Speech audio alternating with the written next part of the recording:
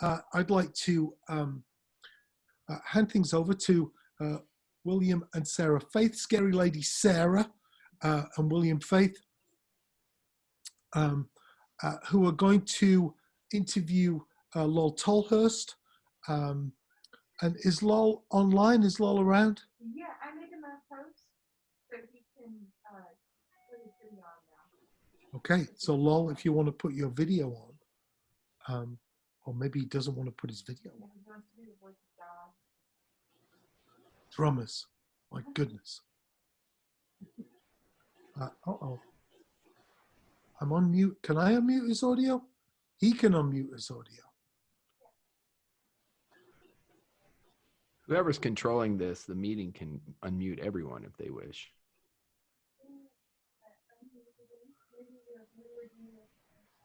Ah.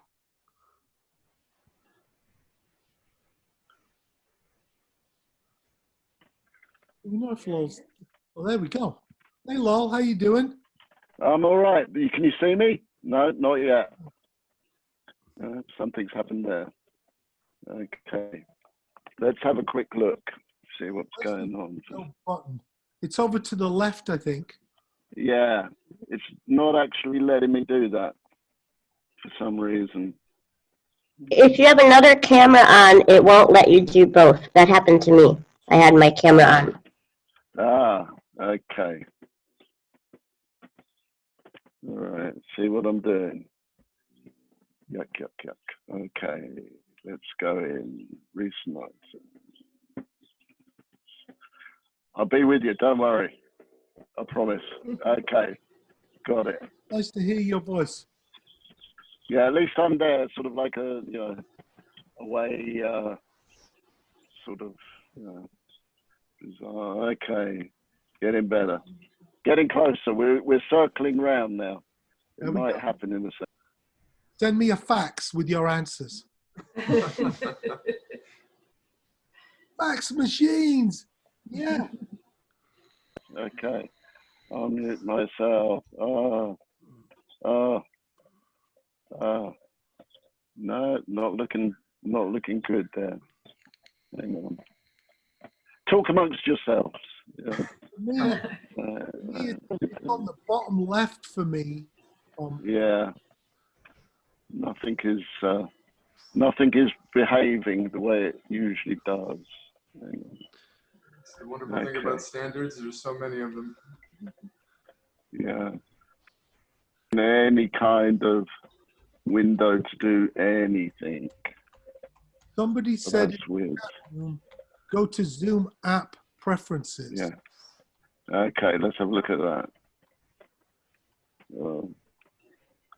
Zoom app. Okay. Mm-hmm. Hey, Martin, is my mic still blasting, everybody? It's better now. Okay, dear God. I'm sorry, I didn't realize what I had going on. Still a little bit loud, but... Oh, really? What the heck?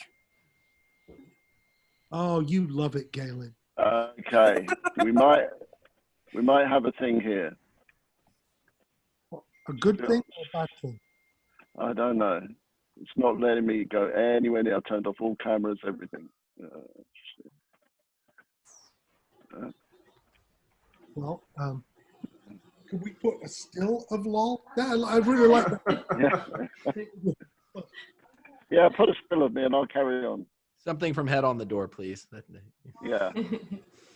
Something that makes me look younger. Yeah. I'd like one of those.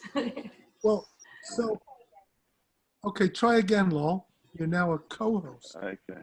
That means. Yeah, I got the co-host thing, just not letting me do it. I got the video up, it's not letting me do it, and I got all video turned off everywhere. So I've no idea. Okay. How embarrassing! How embarrassing! Well, it's super cool that you're on the line, and I know what you look like. Yeah, I had a shave. Really, I did all of that. You know, like you told me. Yeah. Well, that's more than I can say for myself. So have you met William and Sarah before? It looks like I might have, but I'm not sure. Okay. Well, Actually, can you hear us? Ah, there we go. Oh, there we are. At last. Fantastic. God, this is the sort of thing I should just ask my son, Gray, to do. I mean, you know, I am computer literate, but All right, can everyone hear us? yeah. yeah. All right, excellent. Before I let William and Sarah jump in with the questions, I just want to make sure I introduce you to Randy Lowell. I think you both share an editor. Yeah, Yeah, I Ben. was listening to Randy. I love Ben. Ben's one of my favourite people. He's. I talked to him the other day. He's holed up in the desert right now. Right. So, Right yeah. at his spot. I loved your book. He said to say hi. I Thank talked you. to him today. That's all. Oh, okay. Good. I'm gonna call him up afterwards and tell him you told me all these things. So. Yeah, well, you tell him to Yeah. send you a copy of my book. Yeah, that's the first thing I'm gonna tell him. Yeah. Yeah. Oh, Thank you. We've got some copies here. We'll send you a copy, Lowell. And also, we've got Wendy Day. She's my top left, surrounded by money. And Galen Lee on the line from Duluth. Hey, Galen. But William and Sarah are going to be interviewing you, so I'm going to turn my mic off and let you guys do it. It's nice to see you again, Lowell. Thank you so much for doing this. No, it's all great to see you too. All right, Lowell, how you doing? Yeah, good, thank you. All right. Once I finally got the technical difficulties sorted out. Yeah, well, we're finally rolling. And in fact, you and I met, it's donkey's years really, but I met you in Los Angeles when you were touring with Presence. Wow, that's a few years back now. That's probably almost 20 years ago. No, Yeah, about 16. Yeah, it's been a bit, yeah. Yeah, it's been some time. So yeah, I mean, obviously we're here to talk about the book, and would love if you can just lead us off with some of the inspiration behind it, kind of what drove you to put it out, and what the reception has been so far. It's strange because I was listening to Randy just beforehand, and I loved when he was telling about, somebody asked him, well, do you find it more difficult once you get clean and sober to create? And he told it exactly like it was, the truth. It's like, no, it's much easier. It's much easier. I mean, you get to feel a bit uncomfortable at first, like you said, because you're not used to dealing with life, that way. But once you do, you get, there's a lot of benefits. So I had always wanted to write, in my time in the Cure, I've handled a lot of different writing aspects, things, with lyrics and stuff. And I'd always been an avid reader. I'd always loved literature, always wanted to write.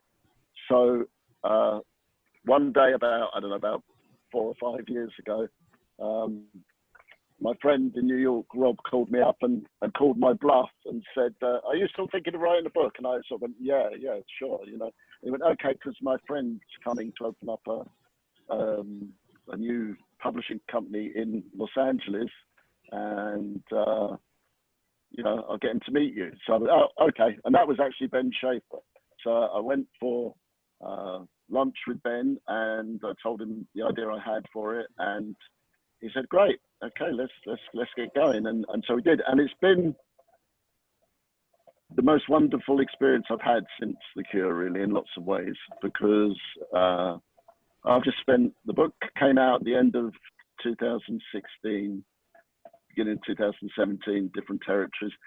I've been on the road with that ever since. I've done about 300 book events around the world. I just got back just before we all had to go into lockdown. I just got back from South America. I've been to Peru and Chile and Argentina, and it was absolutely the most wonderful experience to go and basically I go around the world meeting all the people that have supported the Cure for my whole life, and that's been a great thing to do. And I would have actually been this weekend. I would have been over at the Hay Festival in England if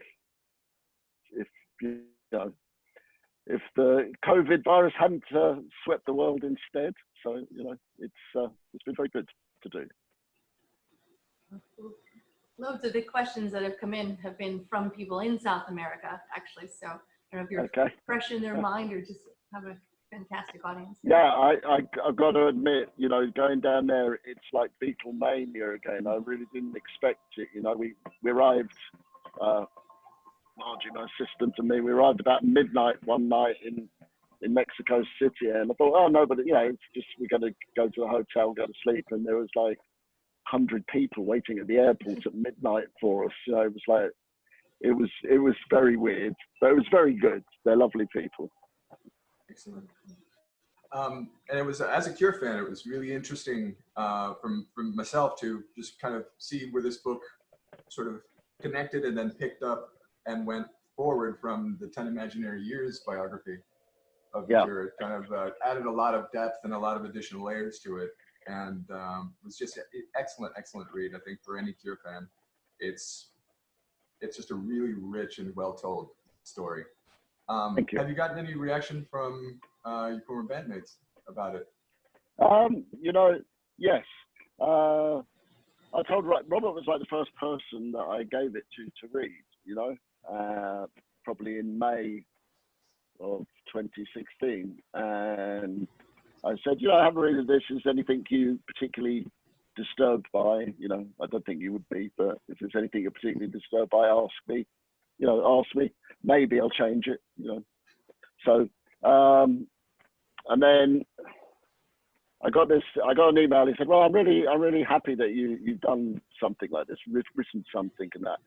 But I had been on the road for about a year, and I got this email one night that said, "Oh, there's this thing in here. Why did you say that? And why did you say this?" And I looked through this whole long email, and I thought, "Oh, you know what? None of those things that he was thinking about are actually in the book. They're all from reviews, or you know, like very garbled kind of things that have been mismatched." So I had to sort of say, no, that's not actually in the book. You know, this is what's in the book. You know, everybody else has been pretty good, more or less. I mean, you know, the thing is, and Randy will tell you this, you can't be too, if you're going to write your story, it has to be your story. It can't be your story, the version that everybody else has, you know, sanctified or whatever.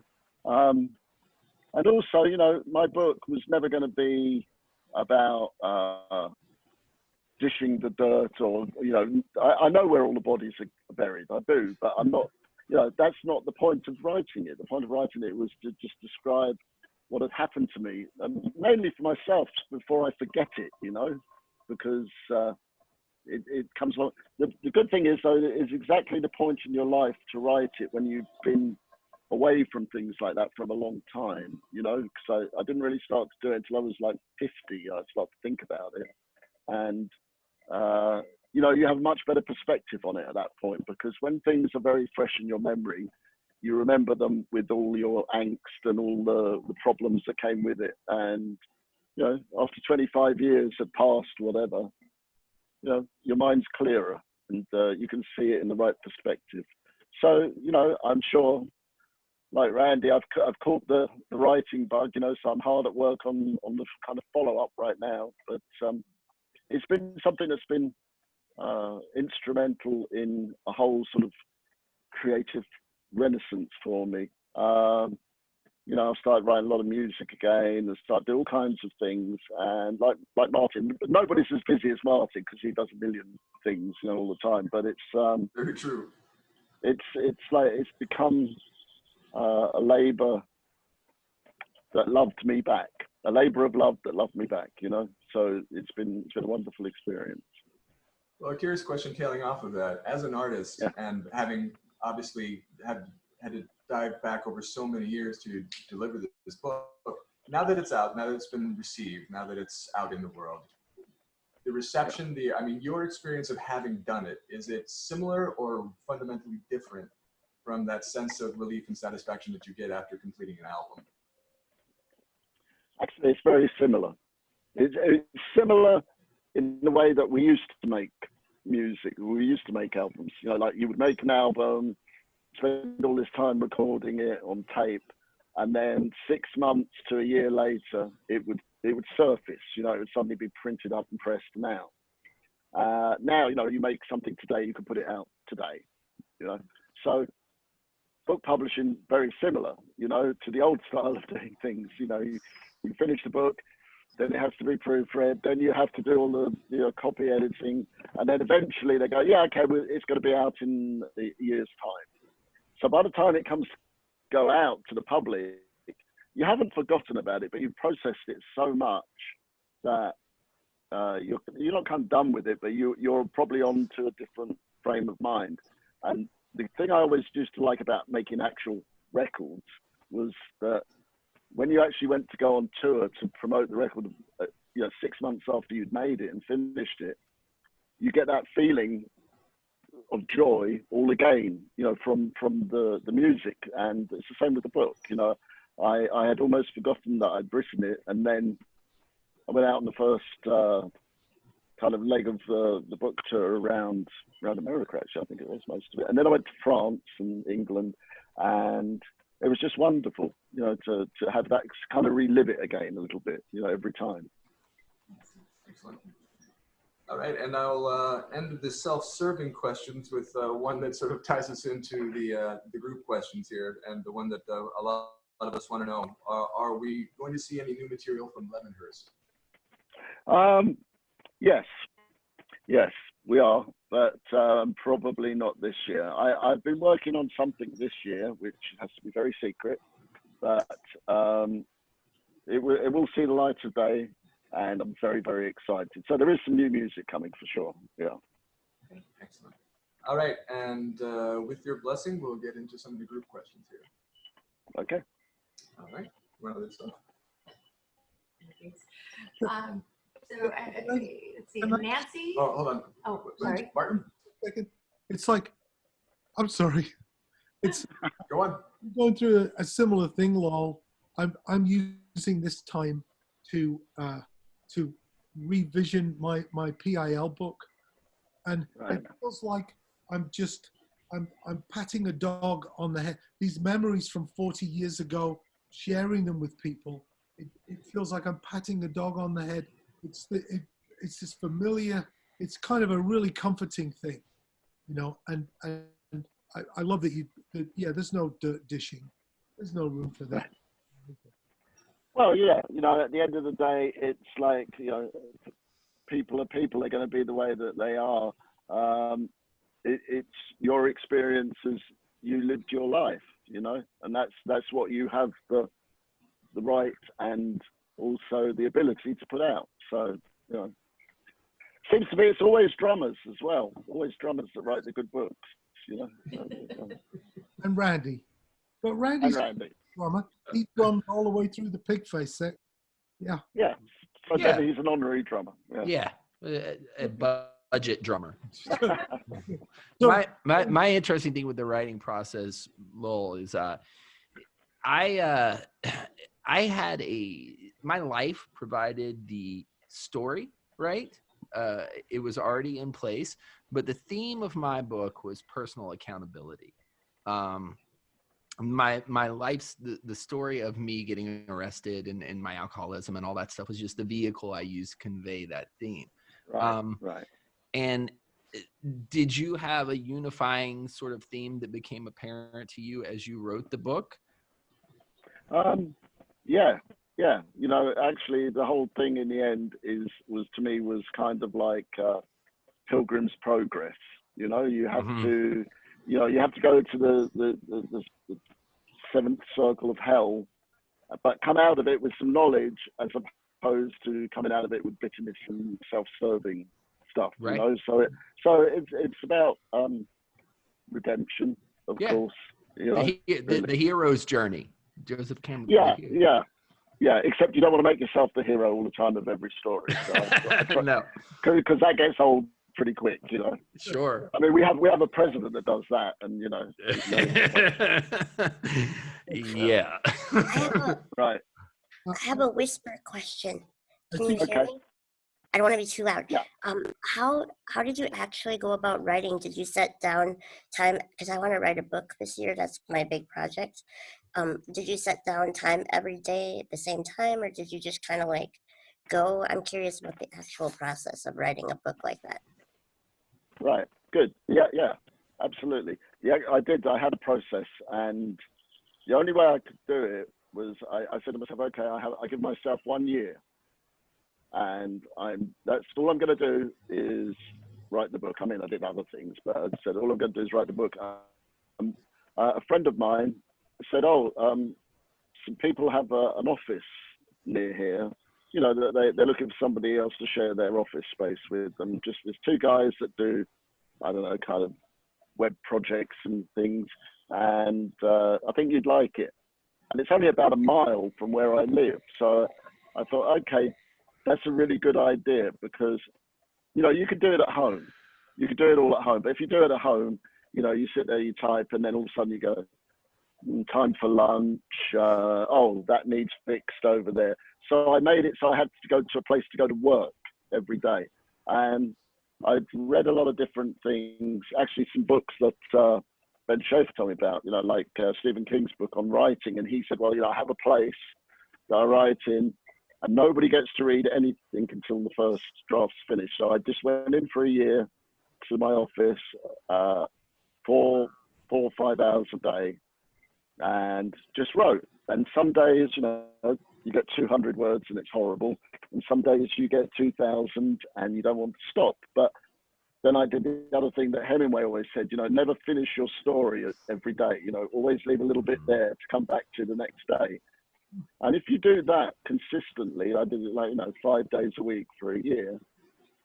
At the end of the year, you've got a book, you know. And for me, it was completely a learning process, because although, you know, I loved books and read it, I've never written anything longer than about 10,000 words ever. You know, maybe I wrote a magazine article or something, but writing a book is a whole different kettle of fish. And, you know, I made a lot of mistakes along the way. At one point I had, in this office, I had this big chart that went all the way around the walls, and I was marking off the timelines of things. And then I got talking to a friend of mine who was a novelist, and I said, well, how do you go about writing? He said, well, I put all of what I think are good chapter titles on cards, and I put them out on the table in front of me, and then I just mingle them all around till I think I've got some kind of story that goes through all of them, and then just got to fill in the gaps between the chapter titles.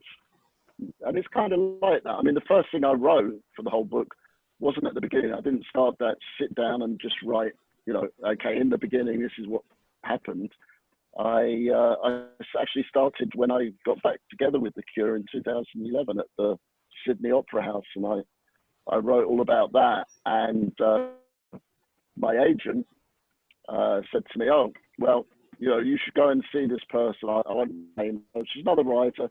I know that Ben knows her for sure, and Randy knows her, but he said, you should go and take your work to this writer and, you know, see how you're going, how you're doing. And she doesn't live very far from me. So I went round to see her.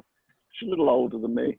I was very nervous, you know, because it was the first thing I'd written completely seriously, and I was very invested in it. It's kind of like putting your baby in front of somebody and saying, please, you know, tell me what's good about this or bad, you know. And I gave it to her, and she read it all, she got through it, and at the end she turned around to me and she said, you are a writer.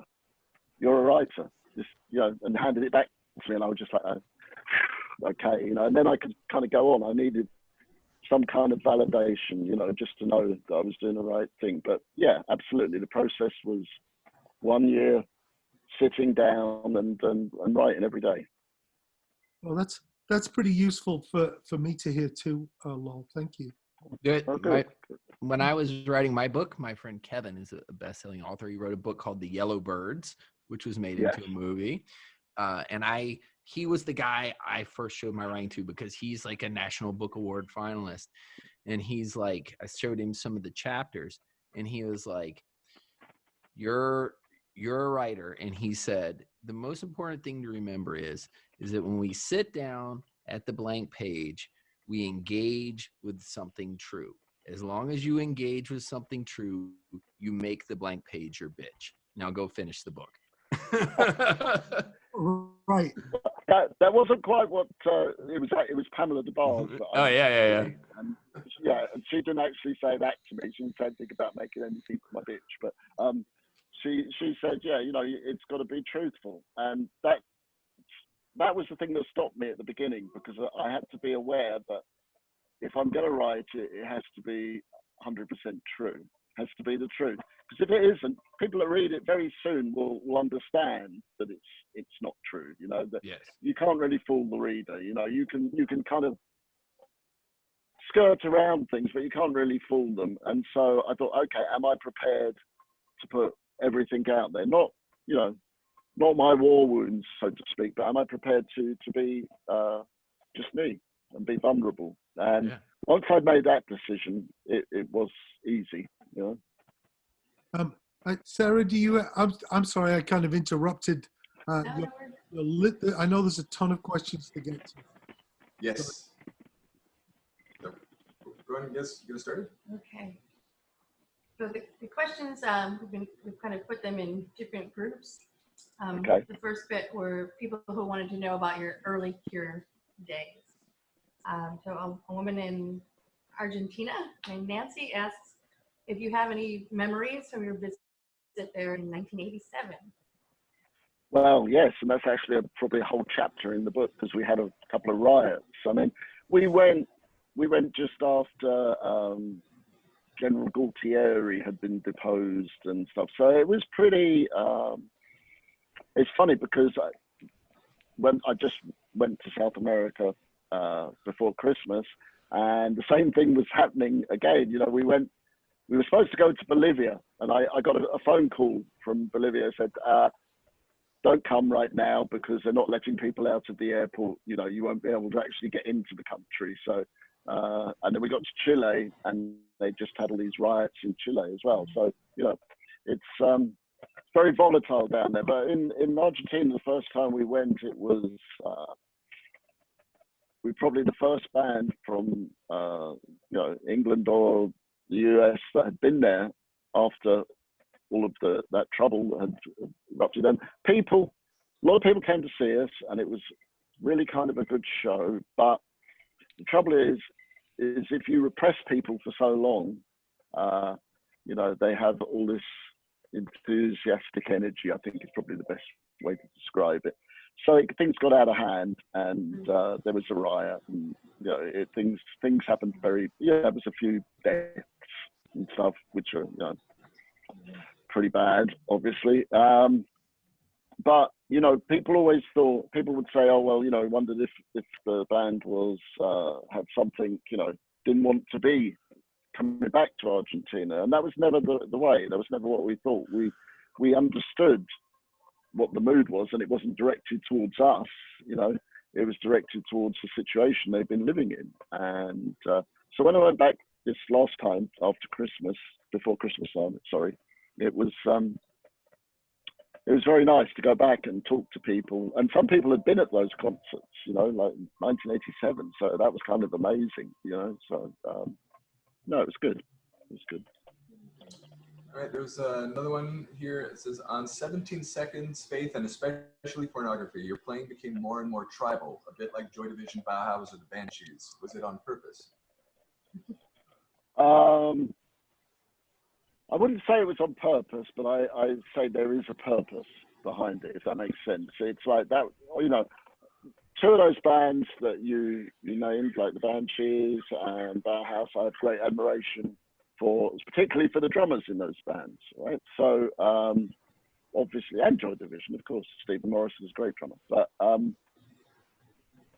you know, I think we came from, you know, we didn't come from the same areas, but we came from the same era musically, and the same influences to a greater or lesser extent. You know, they permeated into our thoughts. So we're bound to play, you know, some variations are similar, but not completely the same.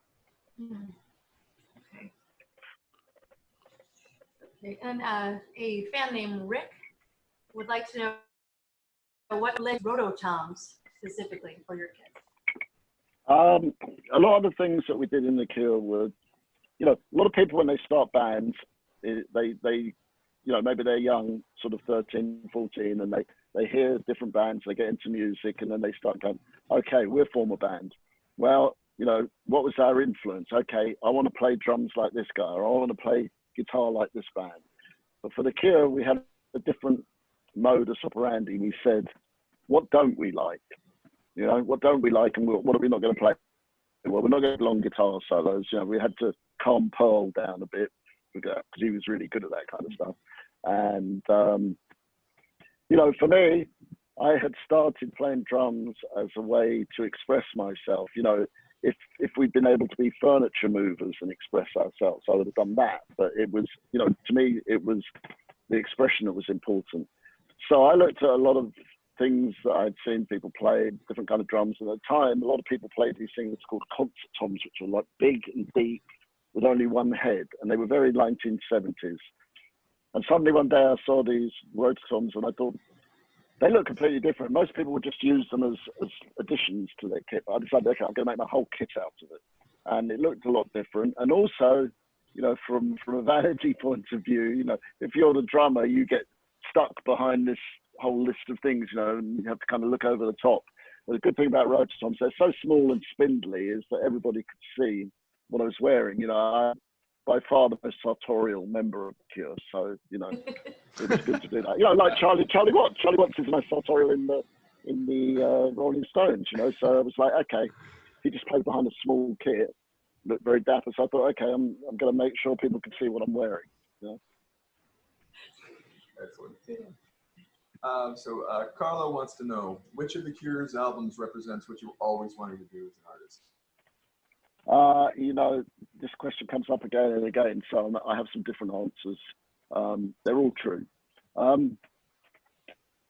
Pornography, for me, was the best version of the three-piece band because, you know, by the time we got there, you know, if you're in a three-piece band, as I'm sure Randy and Martin will tell you, if you can't make any mistakes, because if there's only three of you and one of you messes up, everybody notices. Like as soon as you start adding, you know, an extra guitarist, an extra person, that, you know, you can mess up a little bit now and again, and nobody's really going to notice. You know, just the aficionados might see things, but three-piece band, you've got to be so tight and precise. And for me, the band that made Pornography was that band. You know, Simon, Robert, we had locked in. You know, we didn't need to talk to each other about what we were going to play. We just felt it every time, and we knew. And that's the other thing that makes a band. You know, you can say, okay, I'm going to make this band. I'm going to get the best guitarist, the best drummer, the best bass player, best singer. We're going to make the best band. And it doesn't work like that. It works.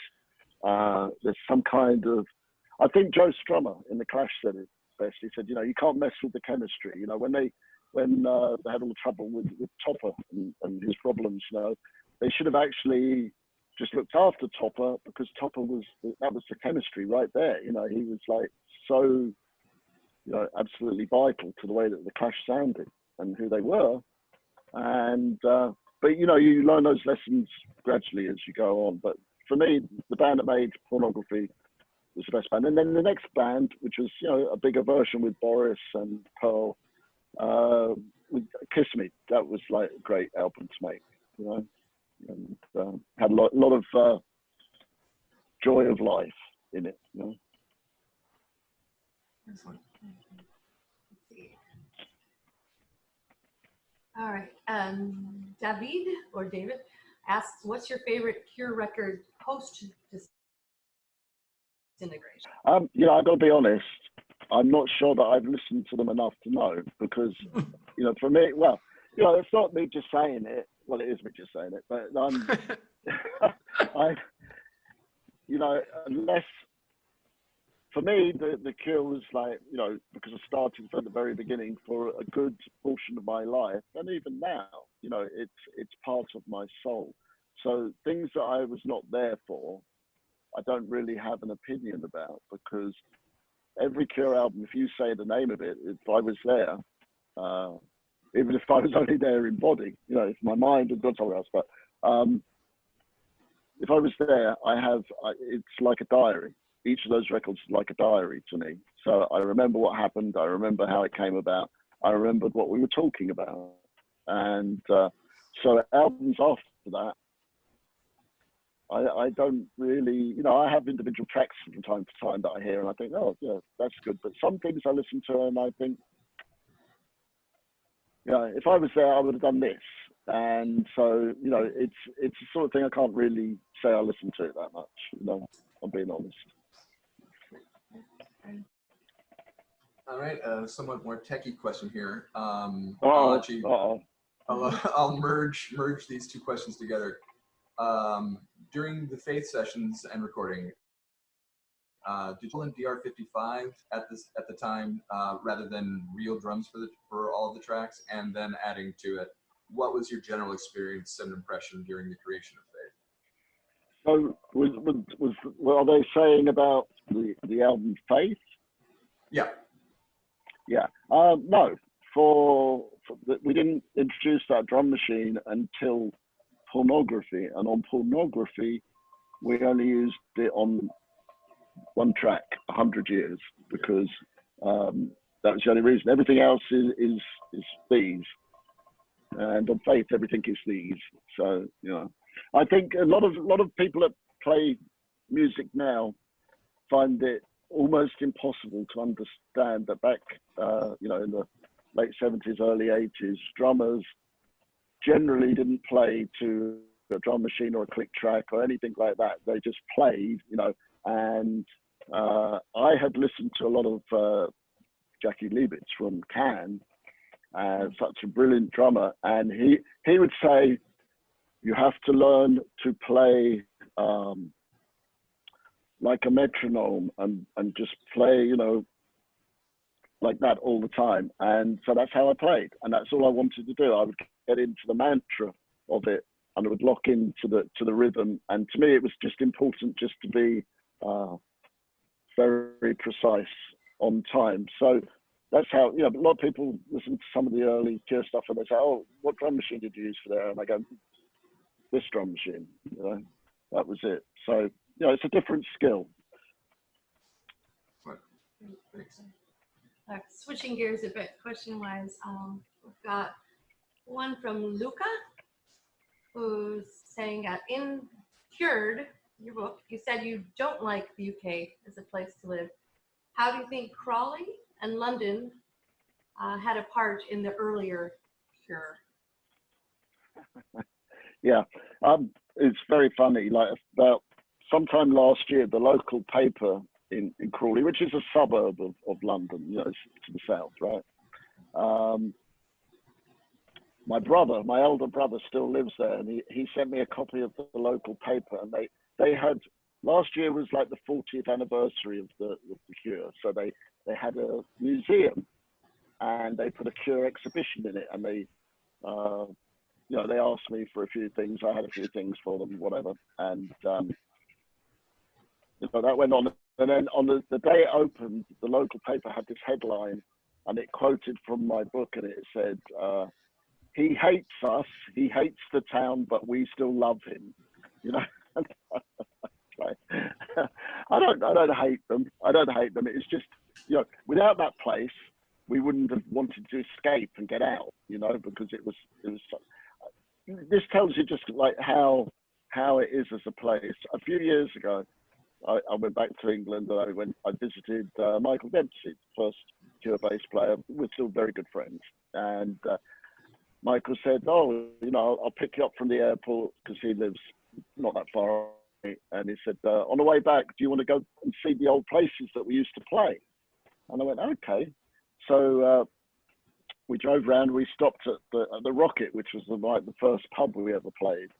And he said, I'm going to wait in the car. You and Cindy, my wife, if you want to go in and just have a look, you know.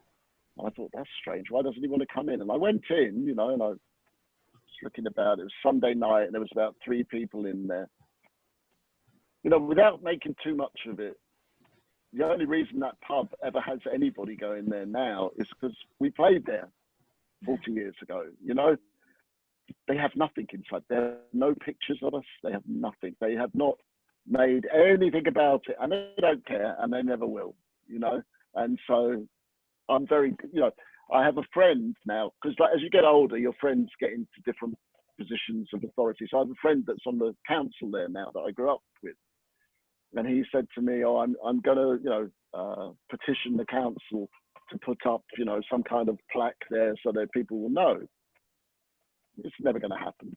It's never going to happen. They don't care, So in that way, it was great to get away. I mean, saying that, the town next to it, which is where I actually grew up, and Simon as well, they did put a little plaque up on the subway that was like the inspiration for the Subway song on the first album. They put a little plaque up there, and so that was kind of good. My mother would have liked that if she was still alive. She would have got taken a picture next to it, But yeah, other than that, the fact it was so sort of apathetic and nobody really wanted to change that, and I think it's still kind of the same. So I think in that way, the fact it was so bad is what propelled us outwards. So thanks, Crawley. All right, Martin, I'm mindful of our time here. We have time for a few more questions, or where are we at? Yeah, as long as, is that all right with you, Lol, if we have a few more questions? Oh yeah, I'm okay, because it's pretty early in the afternoon and it's nice here. So, it's nice chatting. Cool. Okay. So then a question came in from a person named Joe. How do you describe the feeling that you get knowing that there are fans who actually idolize you?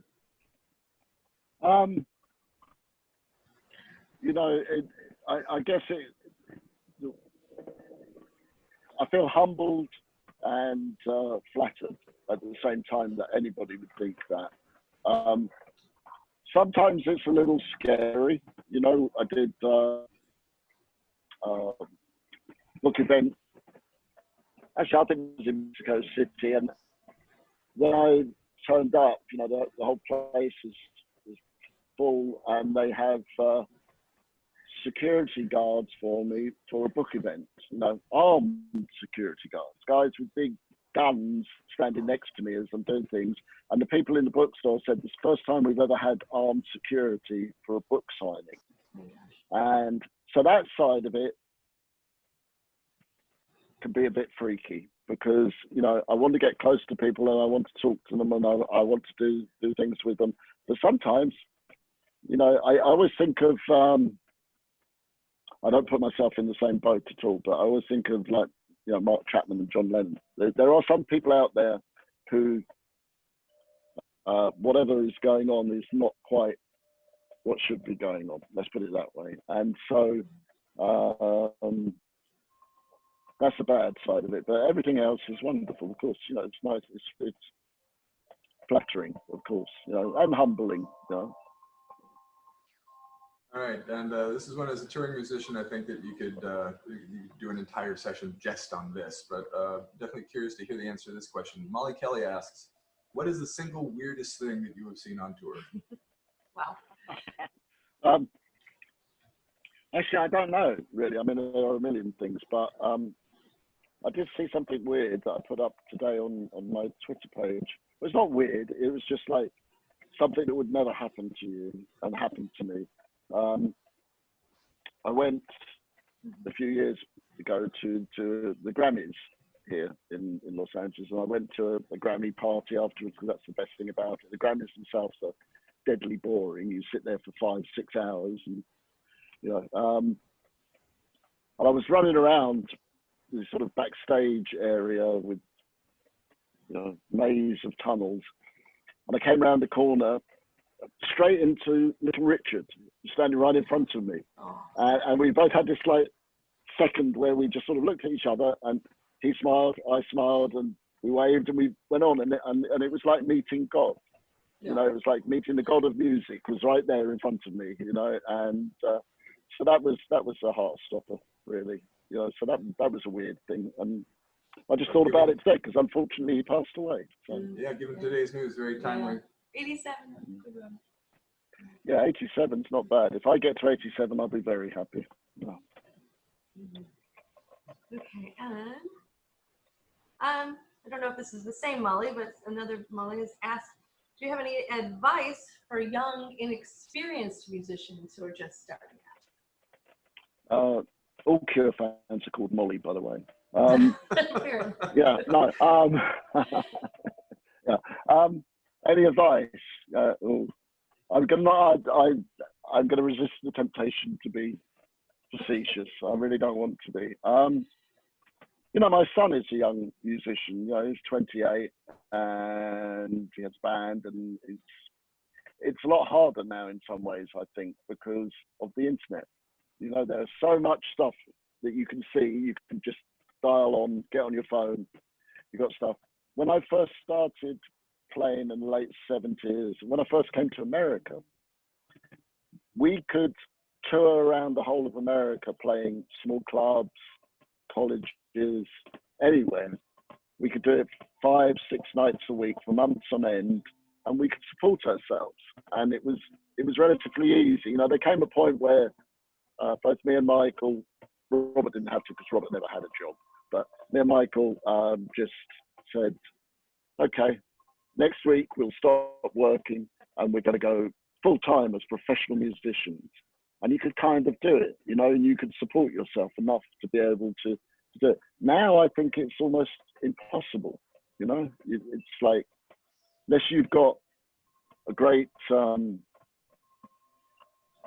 know, benefactor behind you, or you can actually get it the wherewithal to manufacture a lot of merchandise and things like that. It's very hard, I think, for new bands to make it in that kind of traditional way, really, you know.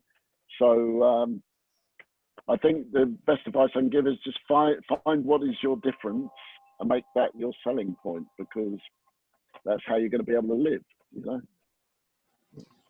All right, and maybe just being cognizant of time here, maybe one last question, then we'll hand this back to Martin for any closing thoughts. But last one here says, this is from Melissa, who writes, I have always been fascinated with the Pornography album's towering, nightmarish wall of sound, but what things in life terrify you? Places, people, works of art, etc.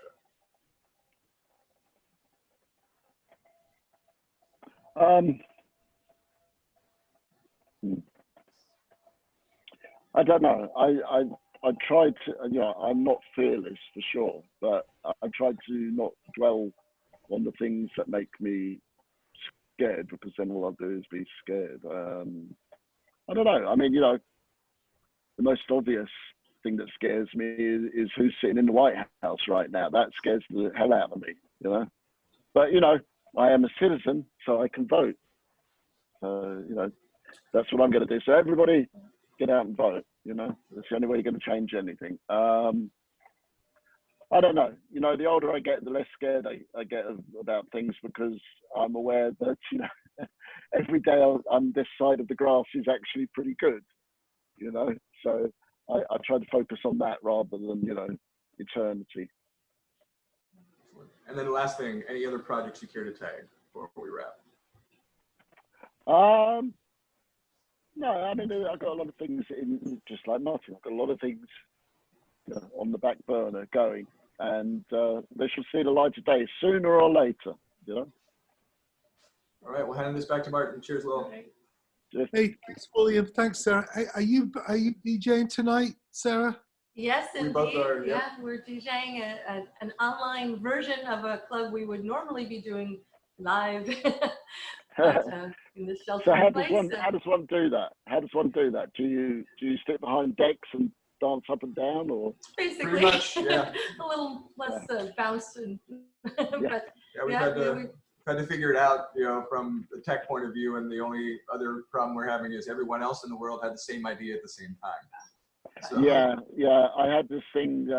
Somebody asked me recently, you know, to do a charity benefit for a big hospital here, and they were trying to put, you know, oh well, you could all play live. I said, yeah, but you know, you might think the technology is up to date to be able to do that, but not across the world. You know, it won't happen. You know, so trying to figure out ways. A friend of mine who's a DJ, he lives on a boat, and he DJ'd from his boat the other day, which was kind of funny, you know, because it's up and down like this, and he's DJing, you know.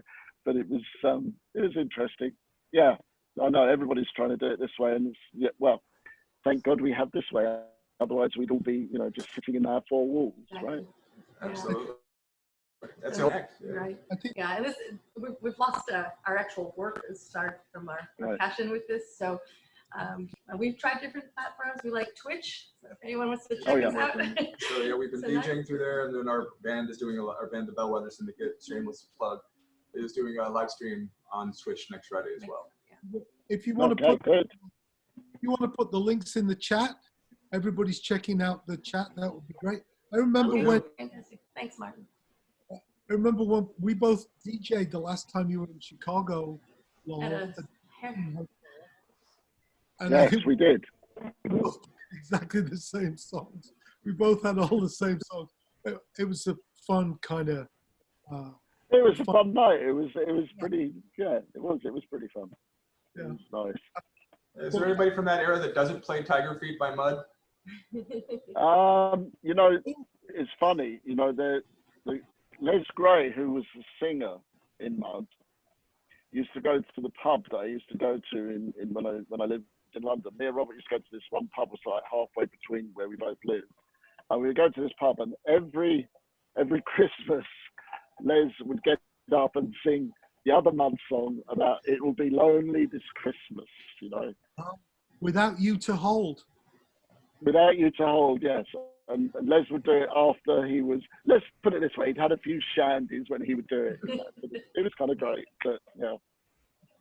Only in England can that kind of crap happen. Yeah. Well, thanks, William. Thanks, Sarah, for doing this. Thanks so Thanks for much. having Cheers, us. Martin. Thank you Cheers, all. thank you. Cheers. Thank Bye. you. Thank you, everybody else. I have one last question for you, Lowell. Okay. Are you still playing? I mean, are you the same age as me? I'm 59. I was born in 59. Yes, I was born in 59 too. Yeah. Okay. Are you enjoying the drums or wrestling with the drums, or who's You know, winning? it's funny. It's funny. I like playing drums more now than I did when I was younger, because now I'm grateful that I can do it, and also it's like a mantra. You know, it calms your mind, everything. You know, so I like it. I mean, physically, I have to do a lot more warm up kind of. You know, I have to get on the trampoline and on the bike and just make it all. But once I get behind the kit, yeah, I really dig it a lot more than I used to. When I was younger, it would be good and I liked it, but it was like it wasn't as spiritual as it is now. It's really a spiritual experience. Wow, that's exactly where I'm at. Yeah, Yeah. This love-hate relationship with them. I still don't like tuning them, but I do like playing. yeah, I mean, yeah, tuning is sort of like, you know, it's an arbitrary process. You know, when I first started playing, I bought, you know, Buddy Rich's book of snare drum rudiments, and he has this story about how you're supposed to tune it, and it's like, that's great if it's in the big band era, but, you know, it's not really what we do. But, you know, it's fun. I enjoy it now just because I can do it still, you know, so that's a great thing. But also, I don't know about you, but I find, you know, if I attempt something particularly tricky, your body will tell you, hey, you better loosen that bit up because it's not going to happen that way next time. Yeah, I can still think some of that stuff. Yeah. Well, so thank you so much for doing Thank this. you. I You know, enjoyed it. I told people at 11 o'clock this morning, I'm like, fucking hell. I was on Twitter yesterday, and there's Lowell. He's helping somebody in France work out Greenwich Mean Time, and I'm like, what a great bunch of people have been involved all day, just jumping in. And I really want to thank you all. It was really great. Thank you. It's been lovely, and it's been a lovely experience meeting you all as well. So, Yeah. I'm Martin, of course, I know, but yeah, it's been lovely to meet everybody. For sure. All right. Nice to meet you too. So stick around, everybody. I've got to go and have a pee, but we're going to have a health and wellness panel to round out the day today, and I'll be back in a couple of minutes, and we'll have health and wellness. Thanks, everyone. See you later. See ya. Thank you.